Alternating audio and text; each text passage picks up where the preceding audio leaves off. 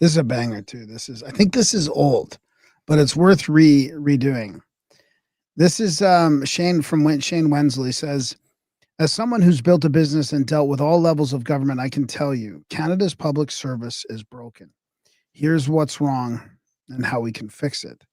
So this is a video of this lady who was investigating the contracts for professional services. Darren, you remember that?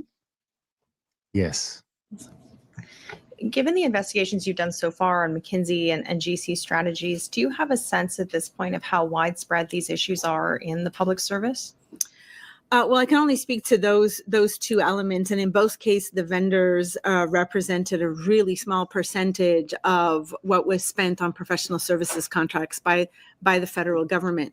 But in the McKinsey work, we had looked at 10 crown corporations and 10 departments. In this audit, there's 31 federal organizations, including one crown and departments.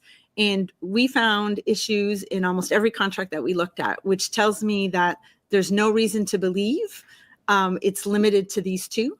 And it's time for the public service to go back to the basics and understanding procurement rules and why they should be followed. That's pretty crazy, eh? That's pretty wild. To just understand basic procurement rules, and can't, like, that's how far we've come. I mean, we used to do government contracts in the 90s and the early aughts, right?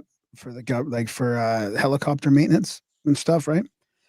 And it was hard to get government contracts. You had to go through a bunch of hoops. I mean, you're sure you'd become kind of favorable because you had capabilities and all that, but you had to go through a whole bunch of hoops to get government contracts. It's kind of hard to believe it's gone that sour since then. But anyways, I wasn't quite finished with that. Oh, I can stop. No, I had stopped the share by mistake when I tried to shut off the video, but I guess that let me finish this guy's post on this. So Canada's public service is broken, political interference, bloated because I'm going to try and keep this in mind for like how long it's been. 20 years since I worked with government contracts. 20 years or more, 20 to 30. Bloated management, entrenched union culture have eroded an institution once trusted to serve Canadians. It's time we face this reality head on. It's unelected political staffers and some elected officials driving public policy behind closed doors. Many have little real world experience, yet they shape decisions impacting every Canadian. I mean, this is what we talk about, right? This is the competency crisis right here, right? The managerial class running the show. Public sector unions protect job security regardless of performance. That's what I hate about the unions. Seniority trumps merit. That's what I've always been pissed off about, making it almost impossible to discipline or remove underperforming employees. This fosters mediocrity, not excellence. That's the main thing.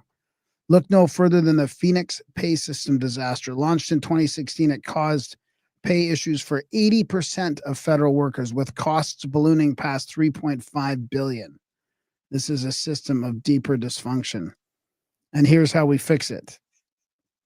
Restore accountability to elected officials. Good luck. Reform union contracts to reward performance. Good luck. That'll never happen. Streamline management. Good luck. Hire and promote based on merit. Yeah, maybe.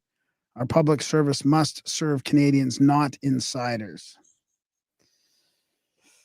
So there's a bunch of people obviously agreeing about how inefficient they are and how clueless they are. And so anyways, that's there's a nice Alberta picture for you, buddy. Land of the free. Yeah, Alberta. As a builder, you should know homes with rotten foundations plagued with endless issues are not a good candidate for renovation. They need to be abandoned so a new home can be built from scratch. Independent Alberta is the only way forward. Yeah, I like it. All right, so there. Sorry, I just wanted to finish up that.